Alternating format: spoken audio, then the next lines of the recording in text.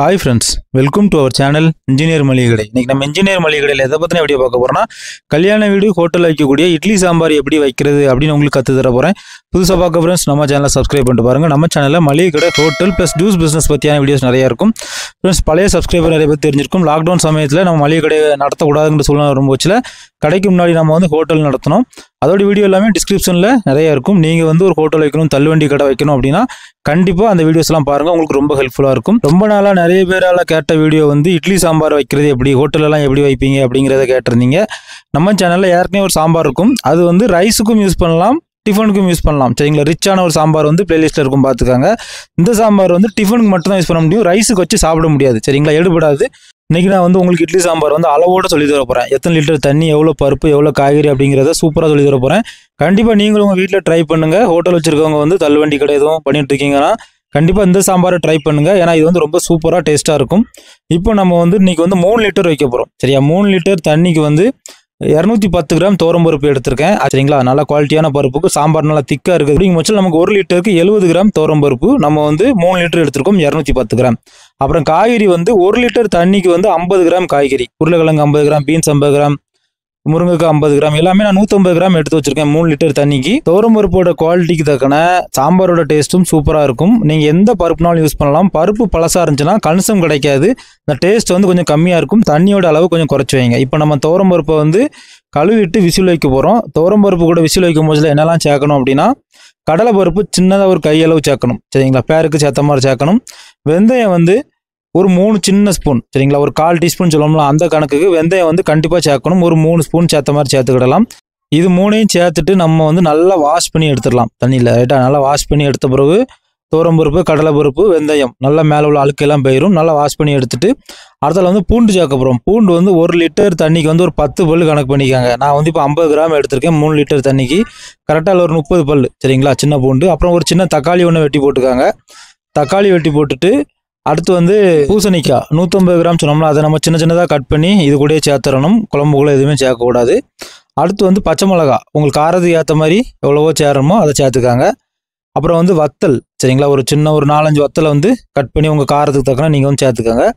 அடுத்தால கொஞ்சமாக மஞ்சள் பொடி கொஞ்சம் சேர்த்துட்டு அடுத்தால நம்ம குக்கர்லேயே விசில் வைக்கும் போச்சுலே கொஞ்சமாக சாம்பார் பொடி சேர்க்கணும். சாம்பார் பொடியோட கால்குலேஷன் என்னென்னா, 1 கிலோ பருப்புக்கு 7 லிட்டர் தண்ணி சொல்லியிருக்கேன். அந்த 7 லிட்டர் தண்ணிக்கு 80 கிராம் சாம்பார் பொடி சேர்க்கணும். ரைட்டா, ஒரு 7 லிட்டர் தண்ணிக்கு 80 கிராம் சாம்பார் பொடி அப்படின்னா 1 லிட்டர் தண்ணிக்கு 11.4 கிராம் சாம்பார் பொடி வரும். நமக்கு 210 கிராமுக்கு 24 கிராம் சாம்பார் பொடி வரும். நீங்கள் ரொம்ப அளவு குறைச்சி பண்ணும் போச்சில் சாம்பார் பொடி ஒரு 2 கிராம் கொஞ்சம் ஏற்றியே சேருங்க, டேஸ்ட் சூப்பராக இருக்கும். ரைட்டா, இப்போ நம்ம 3/4 லிட்டர் தண்ணி இதில் சேர்த்துட்டோம். அடுத்தால புளி சேர்க்கணும். சரிங்களா, புளி 1/2 லெமன் சைஸ் தான். சரிங்களா, 1/2 லெமன் சைஸ் கொஞ்சோண்டு புளி பேருக்கு எடுத்திருக்கேன். அதுலேயும் நம்ம தண்ணி ஊற்றி ஊற வச்சிடலாம். இப்போ நம்ம அடுப்பு மூட்டி சாம்பார் செய்ய ஆரம்பிக்கலாம். சாம்பார் செய்கிறதுக்கு தேங்காய் எண்ணெய் எடுங்க. தேங்காய் எண்ணெய் நல்ல வாசனையாக இருக்கும், நல்ல குவாலிட்டியான தேங்காய் எண்ணெய். ஒரு 100 ml விடுங்க. சரிங்களா, ஃபஸ்ட்டு நம்ம என்ன செய்ய போகிறோம்னா, 100 ml தேங்காய் எண்ணெயில் ஒரு 150 கிராம் பல்லாரி, 150 கிராம் சின்ன வெங்காயம் ரெண்டையும் சேர்த்து நல்லா வதக்க போகிறோம். வதக்கிட்டு காய்கறி, சரிங்களா, வெஜிடபிள்ஸ் நான் சொன்னோம்ல 150 கிராம் கத்திரிக்காய், பீன்ஸு, கேரட்டு, உருளைக்கிழங்கு, முருங்கைக்காய், இது எல்லாத்தையும் இதில் நல்லா ஃப்ரை பண்ணி எடுக்க போகிறோம். சரிங்களா, நீங்கள் எந்த அளவு சூப்பராக ஃப்ரை பண்ணி எடுக்கீங்களோ அந்த அளவு சாம்பாரோட டேஸ்ட் நல்லா இருக்கும். இதுதான் இதோட இட்லி சாம்பாரோட ஒரு டேஸ்ட்டு சூப்பராக இருக்குது காரணம். அதே மாதிரி இந்த காய்கறியை டேரெக்டாக விசில் வச்சும் எடுக்கக்கூடாது. சரிங்களா, அதில் அந்த நீர்த்தன்மை உள்ளே வந்துடும் குழம்புக்குள்ளே, அந்த டேஸ்ட் ஃபைனாக கிடைக்காது. இந்த மாதிரி நல்லா ஃப்ரை பண்ணி எடுத்துகிட்டு போனோம்ல சூப்பராக இருக்கும் டேஸ்ட்டு. இப்போ நல்லா காய்கறி ஃப்ரை பண்ணி நல்லா ஒரு 0.5% மேலே வரும் பட்சத்தில் தக்காளியும் அதே மாதிரி ஒரு 150 கிராம் தான். 50 கிராம் நீங்கள் விசிலில் கூட வைக்கலாம், 100 கிராம் கூட இதில் சேர்க்கலாம். நல்லா கட் பண்ணி எல்லாத்தையும் நல்லா ஃப்ரை பண்ணிகிட்டே இருக்கணும். ஓகேயா, நம்ம கண்டினியூஸாக அப்படி வதக்குறப்போ ஆயில் எல்லாமே அப்படியே வத்திரும், காய்கறி எல்லாமே நல்லா வதங்கி சூப்பராக வெந்து வந்துடும். ரைட்டா, ஒரு 50% மேலே இதிலே வெந்துடும், அந்த நீர் தன்மை எல்லாமே போயிடும். ரைட்டா, இந்த ஸ்டேஜ் வந்த பிறகு நம்ம குக்கரில் பருப்பு தனியாக வேக வச்சு எடுத்துருக்கோம்ல, அந்த பருப்பை அப்படியே இப்படி சேர்க்க போகிறோம். கண்டிப்பாக சூப்பராக வெந்திருக்கணும் பருப்பு. ஒரு பருப்பு கூட முழுசாக சாம்பாரில் இருக்கக்கூடாது, அந்தளவு நல்லா விசில் வச்சு எடுத்துருங்க. குவாலிட்டியான பருப்பு டக்குன்னு அப்படியே நல்லா கரைஞ்சிரும். ஓகேயா, இப்போ நம்ம அதை அப்படியே பாத்திரத்தில் சேர்த்து இனிமேல் அப்படியே வேக விட போகிறோம்.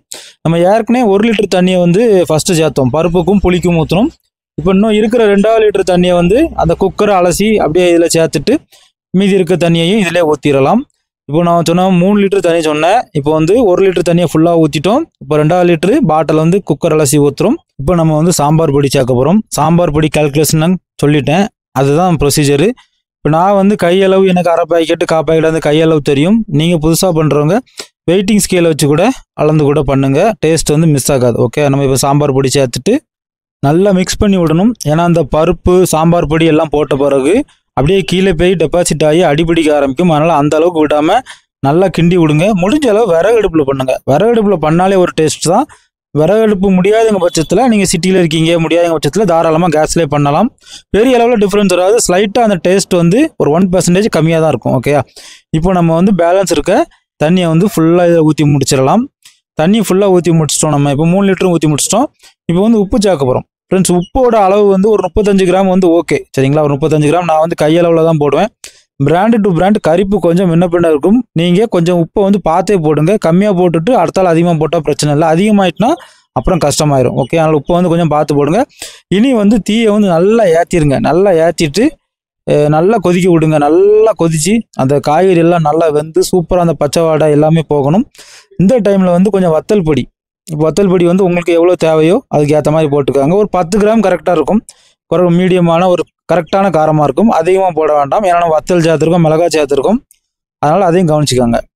நம்ம வந்து சாம்பாரை நல்லா கொதிக்க விட்டுட்டு எண்ணெய் பிரிஞ்சு வந்த உடனே டீ எல்லாம் குறைச்சிடலாம். இந்த மாதிரி எண்ணெய் எல்லாம் மேலே தனித்தனியாக பிரிஞ்சு வந்த பிறகு சாம்பார் வந்து சூப்பராக ரெடியாக இருக்கும். இப்போ நீங்கள் டேஸ்ட் பார்த்தாலே தெரியும் சாம்பாரோட டேஸ்ட் வந்து அந்தளவு அழகாக இருக்கும், அந்தளவு சூப்பராக இருக்கும்.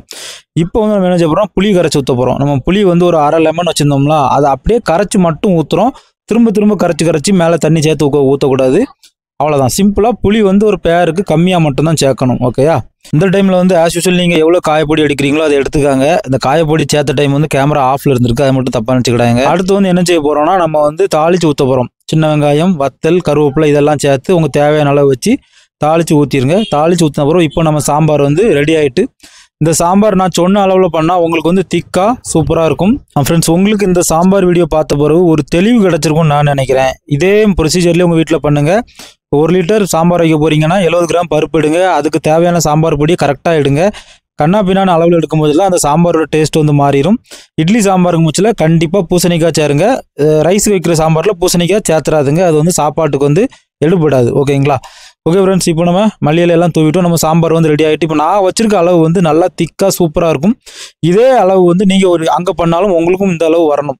உங்களுக்கு இந்த திக்னஸ் அங்கே வரல அப்படின்னா ஃபஸ்ட்டு வந்து பருப்பை செக் பண்ணுங்கள். பருப்பு வந்து ஃபஸ்ட்டு குவாலிட்டியாக வாங்குங்க. 5 ரூபா கம்மியாக இருக்குன்னு செகண்ட் வாங்காதுங்க, அது வந்து திக்னஸ் வந்து கொடுக்காது. அடுத்த வந்து தண்ணி வந்து மெஷர் பண்ணி எடுங்க. ரைட்டா, வீட்டில் பாத்திரம் இருந்தாலும் பாட்டிலில் கூட மெஷர் பண்ணி எடுங்க. திக்னஸ் வந்து கரெக்டாக இருக்கும். புளி வந்து ரொம்ப சேர்த்துறாதுங்க, அது வந்து வேறு மாதிரி டேஸ்ட் கொடுத்துரும். புளி வந்து பேருக்கு கம்மியாக தான் சேர்க்கணும். இப்போ நான் வச்சுருக்க சாம்பார் நீங்கள் பாருங்கள், சாம்பார் வடைக்கே எடுத்தாச்சு. ரைட்டா, அந்தளவு திக்காக இருக்கும். இப்போ நீங்கள் ஹோட்டலாக பண்ணுறீங்க, பிஸ்னஸாக பண்ணுறீங்க, எனக்கு சாம்பார் வடைலாம் கொடுக்கலன்னா கூட கொஞ்சம் வேணால் தண்ணி சேர்த்துக்காங்க. தண்ணி சேர்க்காமல் கொடுங்க, கஸ்டமர் உங்களை தேடி வருவாங்க. கண்டிப்பாக உங்கள் வீட்லேயும் ட்ரை பண்ணுங்கள். ட்ரை பண்ணிவிட்டு எனக்கு கமெண்ட் பண்ணுங்கள். மற்ற ஃப்ரெண்ட்ஸுக்கு ரொம்ப யூஸ்ஃபுல்லாக இருக்கும். ஓகே ஃப்ரெண்ட்ஸ், இதே மாதிரி நம்ம சேனலில் புரோட்டா போடுறது, சால்னா வைக்கிறது, பிரியாணி வைக்கிறது, இந்த மாதிரியான நிறைய வீடியோஸ் இருக்கும். பர்டிகுலர்லி எசன்ஸ் சேர்த்து பிரியாணி பண்ணுறது, பிஸ்னஸ்க்கு எப்படி கொண்டு போகிறது அப்படின்னு சொல்லிட்டு ஹோட்டல் சம்மந்தமாக நிறைய வீடியோஸ் இருக்கும். பிளேலிஸ்ட்டில் பாருங்கள், உங்களுக்கு ரொம்ப பிரோஜனமாக இருக்கும். ஃப்ரெண்ட்ஸ் அண்ட் ஃபேமிலிக்கு ஷேர் பண்ணுங்கள். லோ இன்வெஸ்ட்மெண்ட்டில் ஒரு பிஸ்னஸ் ஸ்டார்ட் பண்ணணும், ஹோட்டல் வைக்கணும் அப்படின்னா நம்ம சேனலில் அவங்களுக்கு ஷேர் பண்ணுங்கள். ரொம்ப பிரோஜனமாக இருக்கும். தேங்க்யூ ஃபார் வாட்சிங். இன்ஜினியர் மளிகை கடை. மீண்டும் ஒரு தொழில் மற்றும் ஒரு பயனுள்ள வீடியோவில் சந்திக்கலாம்.